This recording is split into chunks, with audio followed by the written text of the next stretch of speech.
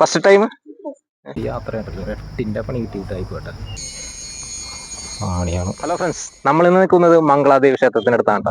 തമിഴ്നാടും നമ്മളുടെ കേരളവും തമ്മിൽ തർക്കത്തിൽ നടക്കുന്ന ഒരു ക്ഷേത്രമാണ് ഇത്. വർഷത്തിൽ ഒരിക്കൽ മാത്രമേ ഇവിടെ തുറക്കുകയുമുള്ളൂ. അതേപോലെ തന്നെ ഉത്സവം എന്ന് പറയുന്നത് ഒരു ദിവസം മാത്രം, ഈ ഒറ്റ ദിവസം മാത്രം, ഇന്നത്തെ ദിവസം മാത്രമേ ഇങ്ങോട്ട് നമുക്ക് പ്രവേശനമുള്ളത്. അതായത് ഇപ്പുറത്തെ വശം തമിഴ്നാട്, അവിടെ കേരള. അപ്പൊ ഈ രണ്ട് പൂജാരിമാരും, തമിഴ്നാട്ടിൽ നിന്നുള്ള പൂജാരിമാരും അതേപോലെ തന്നെ കേരളത്തിൽ നിന്നുള്ള പൂജാരിമാരും കൂടിയാണ് ഇവിടുത്തെ പൂജയൊക്കെ ഇന്നത്തെ ദിവസം നടക്കുന്നത്. അപ്പൊ രണ്ടു കൂട്ടരും കൂടി ഒരുമിച്ച് നടത്തുന്ന ഒരു ഉത്സവമാണ് ഇന്നത്തെ ചിത്ര പൗർണമി ഉത്സവം എന്ന് പറയുന്നത്. ഇങ്ങോട്ട് വരണമെന്നുണ്ടെങ്കിൽ പല പല മാർഗങ്ങളുണ്ട്. ഒന്നില്ലെങ്കിൽ നടന്നു വരാം, അല്ലെങ്കിൽ ജീപ്പിന് വരാം. ഞാനിപ്പോ ഇങ്ങോട്ട് വന്നേക്കണത് നടന്നാട്ടോ വന്നത്. അവിടെ നിന്ന് ജീപ്പ് ഉണ്ട് നമുക്ക്. പക്ഷെ ജീപ്പിന് വരാനായിട്ട് ശ്രമിച്ചെങ്കിലും ഭയങ്കര തിരക്കായതുകൊണ്ട് ജീപ്പിന് പോകുന്നില്ല. നടന്നു വരാമെന്ന് കരുതി. നടന്നു വന്നിട്ടുണ്ടെങ്കിൽ ഒരുപാട് നല്ല നല്ല കാഴ്ചകളുണ്ട്. കാഴ്ചകൾ എന്ന് പറഞ്ഞാൽ ജീപ്പിന് വന്നാലും ഈ കാഴ്ചകളൊക്കെ തന്നെയാണ്. പക്ഷെ നടന്നു വരുമ്പോൾ നമുക്ക് ഇതേപോലുള്ള കുന്നിൻ ചെരുവിലൂടെ ഒക്കെ കയറിയിട്ട് ഇങ്ങനെ നടക്കാം. ജീപ്പിനാകുമ്പോൾ ആ ഒരു റൂട്ട് മാത്രമേ പോവുള്ളൂ. നമ്മളിപ്പോ ഈ നടന്നു വരുമ്പോൾ നമുക്ക് പകുതി എത്തി കഴിയുമ്പോൾ ഇതേപോലുള്ള സ്ഥലത്തെ കൂടിയാ കയറി അത്ര തന്നെ നടക്കാനുള്ളൂ. വലിയ കുന്നും മലയും അങ്ങനെയുള്ള വലിയ കയറ്റങ്ങളൊന്നുമില്ല. അപ്പൊ ചെറിയ കയറ്റം ഉണ്ടെന്നാലും കാലിന് സുഖമില്ലാത്തവർക്കൊക്കെ നടന്നു വരാൻ സാധിക്കില്ല. ജീപ്പിന് തന്നെ വരുന്നതാണ് നല്ലത്. അപ്പൊ നമുക്ക് വീഡിയോയിലേക്ക് പോവാം. ശ്രദ്ധിക്കുക, ക്യൂവിലൂടെ വരുന്ന ഭക്തജനങ്ങളെ മാത്രമേ വാഹനത്തിൽ കൊണ്ടുപോകാൻ അനുവദിക്കുന്നുള്ളൂ. ആ ബസ്സുകളിൽ നിൽക്കുന്ന ഭക്തജനങ്ങളെല്ലാം അവിടെ നിന്ന് കുമളി സ്റ്റാൻഡിൽ നിന്നുമാട്ടെ ജീപ്പുകളുള്ളത്. ഈ ജീപ്പുകൾക്ക് ഒരാൾക്ക് 150 രൂപയാണ് കൊടുക്കേണ്ടത്. 150 രൂപ കൊടുത്തിട്ടുണ്ടെങ്കിൽ നമ്മളെ മേലെ കയറ്റി വിടുള്ളൂ. അപ്പോൾ ഇവിടെ വന്നപ്പോൾ ഉണ്ടല്ലോ നല്ല തിരക്കായിരുന്നു. അതുകൊണ്ട് തന്നെ ഞാൻ കരുതി നടന്നു പോകാൻ കരുതി. നടന്നു പോയിട്ടുണ്ടെങ്കിൽ ഒരു പ്രത്യേകത ഉണ്ടല്ലോ, എന്തൊക്കെയാണെന്നുള്ളത് നമുക്ക് കറക്റ്റ് അറിയാൻ സാധിക്കും. അപ്പോൾ നടക്കാൻ നേരത്ത് നമുക്ക് വേറെ വഴിയാണ് ഇവർ കാണിച്ചു തന്നിരിക്കുന്നത്. നടന്നു പോകുന്നതും ജീപ്പിന് എത്തിച്ചേരുന്നതും വേറെ വേറെ വഴികളായിട്ടാണ് എനിക്ക് തോന്നിയത്. ഇപ്പോൾ ഈ നടന്നു പോകാനുള്ള ഒരു ക്യൂ ആണ് നിൽക്കുന്നത്. 6 മണിക്ക് ശേഷം മാത്രമേ നമ്മൾ അങ്ങോട്ട് കയറ്റി വിടുകയുള്ളൂ കേട്ടോ. 6 മണി മുതലാണ് ക്ഷേത്രത്തിൽ പൂജയും കാര്യങ്ങളൊക്കെ നടക്കുന്നത് കേട്ടോ. അതിന് മുന്നായിട്ട് ഇവിടെ ചെക്കിങ് ഉണ്ട്. ചെക്കിങ് എന്ന് പറഞ്ഞാൽ നമ്മളുടെ ഒരു ബിസ്ക്കറ്റ് വരെ മേടിച്ചിട്ടുണ്ടെങ്കിൽ ആ ബിസ്ക്കറ്റ് പൊട്ടിച്ചിട്ട് ഇവിടെ നിന്ന് പേപ്പർ തരുന്നുണ്ട്. ആ പേപ്പറിലിട്ട് പൊതിഞ്ഞ് വേണം കേട്ടോ നമ്മൾ അങ്ങോട്ട് കൊണ്ടുപോകാനായിട്ട്. ഇപ്പോൾ ഇവിടെ നിന്ന് കയറ്റി വിട്ടപ്പോൾ തന്നെ ഈ തിരക്കുണ്ടല്ലോ, ഈ തിരക്ക് കുറച്ച് കഴിയുമ്പോൾ ഇത്തരം തിരക്കൊന്നും ഉണ്ടാവില്ല കേട്ടോ. ഇപ്പോൾ ഈ കൂടി നിൽക്കുന്ന ആളുകളുടെ തിരക്കാണ് ഈ കാണുന്നത്. നമ്മളപ്പോൾ കറക്റ്റ് 6 മണിക്ക് തന്നെ അങ്ങോട്ട് കയറ്റി വിട്ടു. അപ്പോൾ നമ്മൾ ചെന്ന് പെടുന്നത് കണ്ടല്ലോ, ആ ജീപ്പിന് തന്നെ വഴിയും അതേപോലെ തന്നെ നടന്നു പോകുന്ന വഴിയും കൂടി ഒരുമിച്ചെത്തേണ്ട ആണ്ട് ജീപ്പ് വരുന്നതുണ്ട്. അപ്പോൾ ജീപ്പിന് വരുന്ന വഴിയിലൂടെ തന്നെയാണ് ശരിക്കും പറഞ്ഞാൽ നമ്മൾ ഇവിടെ നിന്ന് അങ്ങോട്ട് നടക്കുന്നത് കേട്ടോ.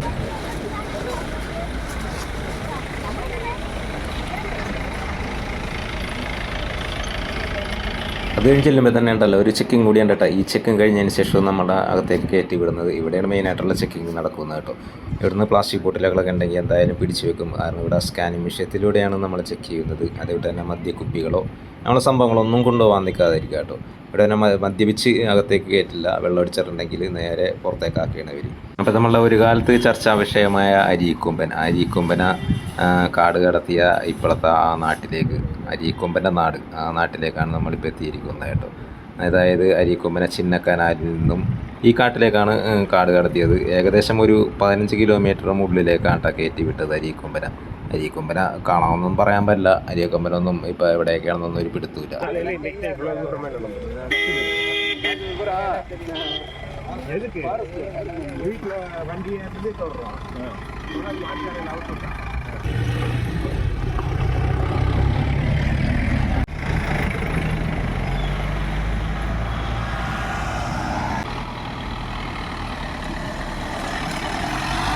നമ്മളീ പോകുന്ന വഴിയൊക്കെ ഇതേപോലെ ഒരു തടയണകളൊക്കെ കാണാൻ സാധിക്കും കേട്ടോ. ഒരു കുളങ്ങൾ പോലെ ഇത് അവിടെ ഇവിടെയൊക്കെ ആയിട്ട് ഇതേപോലത്തെ കാണുന്നുണ്ട് സംഭവങ്ങളൊക്കെ. ഇതിപ്പോൾ വന്യജീവികളൊക്കെ വിലസുന്നൊരു സ്ഥലമാണിത്.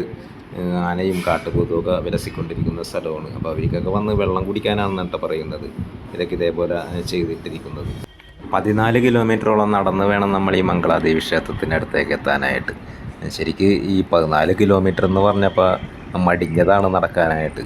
പക്ഷേ ഇങ്ങോട്ട് കയറിയപ്പോൾ ഉണ്ടല്ല ആ നടത്തത്തിനൊരു സുഖം തോന്നുന്നുണ്ടല്ലോ. കാരണം രാവിലെ തന്നെ ആയതുകൊണ്ട് വലിയ ക്ഷീണമൊന്നുമില്ല. ചെറിയ തണുവും കാറ്റും ഒക്കെ ആയിട്ട് അതേപോലെ തന്നെ കാടിൻ്റെ ആ ഭംഗിയൊക്കെ ആസ്വദിച്ചുകൊണ്ട് നമുക്ക് നടക്കാൻ സാധിക്കുള്ളൂ.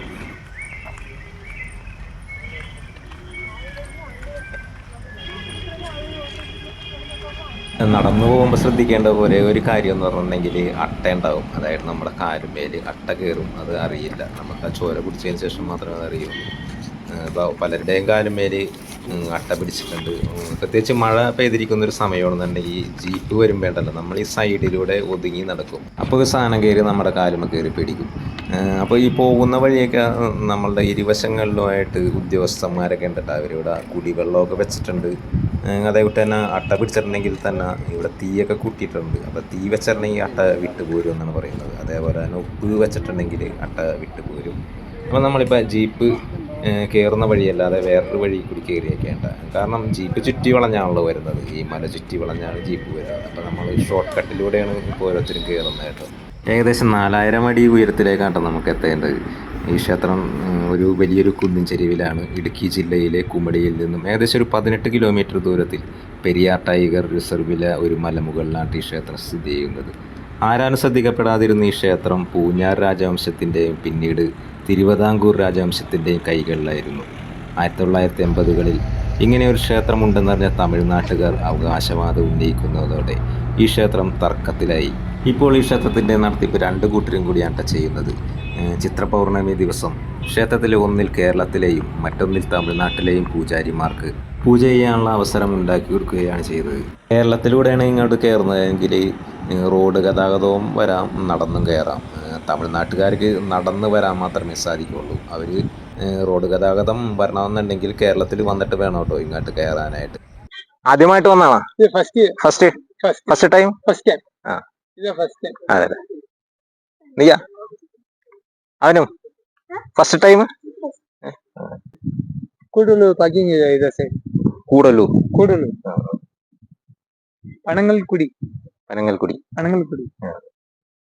അവിടെ ആ വശമൊക്കെ കൃഷിയാണ്. കൃഷിയാണ്, പച്ചക്കറിയോ അങ്ങനെ വല്ലതുമാണോ? വശം കേരളയും ആ കുന്ന് കാണുന്ന ആ വശം കണ്ട വശം കേരളയും. അതേപോലെ തന്നെ ഇപ്പുറത്ത് നോക്കിയാ അവിടെ കൃഷിയാണെന്ന് തോന്നട്ടെ, എന്തോ പച്ചക്കറി എന്തൊക്കെയാണ്. പുള്ളിനോട് ചോദിച്ചിട്ട് എനിക്ക് കാര്യമായിട്ടൊന്നും മനസ്സിലായില്ല. തമിഴായോണ്ട് പെട്ടെന്ന് പിടിയിട്ടാണല്ല, ഭാഷ നമുക്ക് വലിയ പിടുത്തമില്ല. അപ്പൊ അതുകൊണ്ട് അപ്പുറത്തൊക്കെ കൃഷിയൊക്കെയാണ് തോന്നുന്നത് കേട്ടാ. അപ്പൊ ഇതും ഈ 2 വശമാണ്. ഇത് ഇപ്പുറം തമിഴ്നാടും അതേപോലെ തന്നെ ഈ വശം കേരളവും. അപ്പൊ ഈ തമിഴ്നാടിന്റെ ഏരിയ വേണ്ട. ഇപ്പൊ നമ്മൾ ഇവിടെ നിന്ന് ഇങ്ങനെ കയറിയിട്ടുണ്ടെങ്കിൽ നമ്മളുടെ ജീപ്പ് വരുന്നത് ഈ വഴി കൂടിയാണ്. ജീപ്പ് കയറി വരുന്നുണ്ട്. അപ്പൊ ജീപ്പ് അവിടെ നിന്ന് ഇറങ്ങിയവരെയാണ്. ഇപ്പൊ നമ്മൾ ഇനിയിപ്പോ ക്ഷേത്രത്തിലേക്ക് എത്താനായിട്ട് കുറച്ച് ദൂരം കൂടി ഉണ്ട് കേട്ടോ. അങ്ങനെ ആ ഒരു ഇത് കണ്ട ടവർ, ആ ടവറിന്റെ അടുത്ത് വരെ നമുക്ക് എത്തണം കേട്ടോ. ക്ഷേത്രത്തിന്റെ അടുത്ത് എത്തണം. അതെ, കേരളത്തിൽ നിന്ന് തന്നെ ആൾക്കാരാണ് ഈ കാണുന്നത്. ഇതാണ് കേരളത്തിൽ നിന്ന് വരുന്നത്. ഇവിടുന്ന് റോഡ് ഗതാഗതം നമ്മുടെ കേരളത്തിലൂടെ എന്താ ഇങ്ങോട്ടുള്ളത്. അതേപോലെ നടന്ന് തമിഴ്നാട്ടിൽ നിന്ന് നടന്നു വരാനുള്ള വഴി മാത്രമേ ഉള്ളൂ. റോഡ് ഗതാഗതം കേരളത്തിലൂടെ എന്നാണ് പറയുന്നത്. പാണ്ഡ്യനാടായ മധുരാപുരി ചുട്ടരിച്ച ശേഷം കണ്ണകി ചേരനാട്ടിലെത്തി എന്ന ഐതിഹ്യത്തിലാണ് ഈ ക്ഷേത്രം ഉണ്ടായതെന്ന് കരുതപ്പെടുന്നത്. അതിനുശേഷം കണ്ണകി ഇവിടെ നിന്നും കൊടുങ്ങല്ലൂരിലേക്ക് പോയതായും കരുതപ്പെടുന്നുണ്ട്. കാവേരി പൂപ്പരപ്പിലെ ധനികന്മാരുടെ മക്കളായ കണ്ണകിയുടെയും കോവലൻ്റെയും വിവാഹം നടക്കുകയും അവരങ്ങനെ സുഖമായി ജീവിച്ചു കൊണ്ടിരിക്കുന്ന കാലത്ത് കൊട്ടാരത്തിലെ നർത്തകിയും സുന്ദരിയുമായ മാധവിയിൽ കോവലൻ ആകൃഷ്ടനാകുകയും ചെയ്യുന്നു. ക്രമേണ കണ്ണകിയിൽ നിന്നും കോവലൻ മാധവിയിലേക്ക് അടുക്കുന്നു. കണ്ണകിയെ മറന്ന് തൻ്റെ സ്വത്തുക്കളെല്ലാം മാധവിക്ക് കൊടുക്കുന്നു. തൻ്റെ തെറ്റുകളെല്ലാം മനസ്സിലാക്കി എല്ലാം നഷ്ടപ്പെട്ടു പോയ കോവലൻ തിരികെ എത്തുകയും കണ്ണകി കോവലനെ തിരികെ സ്വീകരിക്കുകയും ചെയ്യുന്നു. കണ്ണകിയുടെ മഹത്വം മനസ്സിലാക്കിയ കോവലൻ മാപ്പപേക്ഷിക്കുന്നു. എല്ലാം നഷ്ടപ്പെട്ടു പോയ കോവലന് തൻ്റെ കയ്യിലുള്ള ചിലമ്പ് നൽകുന്നു. ഈ ചിലമ്പുമായി അവർ മധുരയിലേക്ക് പോവുകയും കണ്ണകിയുടെ ചിലമ്പ് വിറ്റ് വ്യാപാരം നടത്തുവാൻ ശ്രമിക്കുകയും ചെയ്യുന്നു. കണ്ണകിയുടെ ചിലമ്പ് വിൽക്കാൻ ശ്രമിച്ച കോവലനെ രാജകൊട്ടാരത്തിലെ പെരുന്തട്ടാൻ ചതിക്കുന്നു.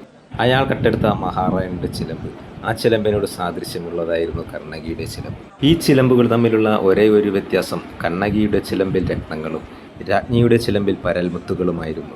സത്യമെന്തെന്ന് പോലും അന്വേഷിക്കാതെ രാജാവ് കോവലനെ വധശിക്ഷയ്ക്ക് വിധിക്കുന്നു.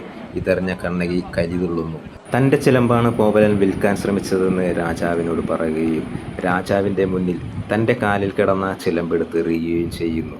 ഈ ചിലമ്പ് പൊട്ടി അതിൽ നിന്ന് മാണിക്യം തെറിച്ചു വീഴുകയും ചെയ്യുന്നു. ഇതുകണ്ട രാജാവും രാജ്ഞിയും അപ്പോൾ തന്നെ മനംനൊന്തു മരിച്ചു. എങ്കിലും കണ്ണകിയുടെ കോപം അവസാനിച്ചില്ല. കലിയടങ്ങാതെ കണ്ണകി കൊട്ടാരത്തിന് വെളിയിലെത്തി തൻ്റെ ഇടത്തെ മാറിടം പറിച്ച് മധുരാ നഗരത്തിന് മേലെ എറിഞ്ഞു. മധുരാ നഗരം വെന്ത് വെണ്ണീറാട്ടെ എന്ന് ശപിച്ചു. മധുരാനഗരം അഗ്നിക്കിരയാക്കിയ കണ്ണകി കോപമടങ്ങി ഇവിടെ വന്ന് സ്വർഗാരോഹണം പോകുകയെന്നാണ് വിശ്വാസം. ഇത് ഞാൻ കേട്ടറിഞ്ഞ കഥകൾ. ഇതിൽ എന്തെങ്കിലും തെറ്റുകളോ കുറ്റങ്ങളോ ഉണ്ടെങ്കിൽ കമൻറ്റ് ചെയ്യാട്ടോ. എന്തെങ്കിലും തെറ്റുകളുണ്ടെങ്കിൽ ക്ഷമിക്കുക. നമ്മളെ സംബന്ധിച്ച് ഇന്നത്തെ യാത്ര സംഗതി അടിപൊളിയായിരുന്നു കേട്ടോ. അങ്ങോട്ടൊക്കെ പോയിട്ട് സൂപ്പറായിരുന്നു. പക്ഷേ തിരിച്ചു പോന്നപ്പോൾ ഉണ്ടല്ലോ എട്ടിൻ്റെ പണി കിട്ടിയിട്ടായി പോയി.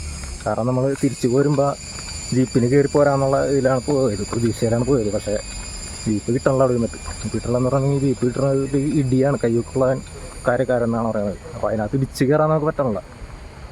അപ്പോൾ അതുകൊണ്ട് നടക്കുകയാണ് നമ്മൾ. നടന്ന ആവശ്യമായെന്ന് തന്നെ പറയാം ശരിക്കും. കാരണം അങ്ങോട്ട് 14 കിലോമീറ്റർ നടന്ന് ഇപ്പോൾ തിരിച്ച് നമ്മൾ നടക്കുകയാണ് ഇങ്ങോട്ട്. അപ്പോൾ നടന്നാണ് നമ്മൾ അങ്ങോട്ടും ഇങ്ങോട്ടും പോയേക്കണത്. ആണിയാണ് കേട്ടോ, വേണ്ട ആണിയാണ്. അപ്പോൾ ഈ ക്ഷേത്രം എന്ന് പറഞ്ഞാൽ ഇനി നമുക്ക് അടുത്ത വർഷം മാത്രമേ ഈ ക്ഷേത്രത്തിലേക്ക് വരാൻ സാധിക്കുകയുള്ളൂ. ഒരൊറ്റ ദിവസം. അത് അടുത്ത വർഷത്തേക്കായിട്ട് ഇനിയിപ്പോൾ നമുക്ക് കാത്തിരിക്കാം ഈ മംഗളാദേവി ക്ഷേത്രത്തിലേക്ക് എത്താനായിട്ട്. അപ്പോൾ ഈ വീഡിയോ ഇഷ്ടപ്പെട്ടിട്ടുണ്ടെങ്കിൽ എല്ലാവരും ഒന്ന് ലൈക്ക് ചെയ്യുക. അതേപോലെ തന്നെ ചാനൽ ആദ്യമായിട്ടാണ് കാണുന്നുണ്ടെങ്കിൽ ഈ ചാനൽ ഒന്ന് സബ്സ്ക്രൈബ് ചെയ്യുക കേട്ടോ. അല്ല ഫേസ്ബുക്കിലാണെന്ന് കാണുന്നുണ്ടെങ്കിൽ ഫോളോ ചെയ്യുക.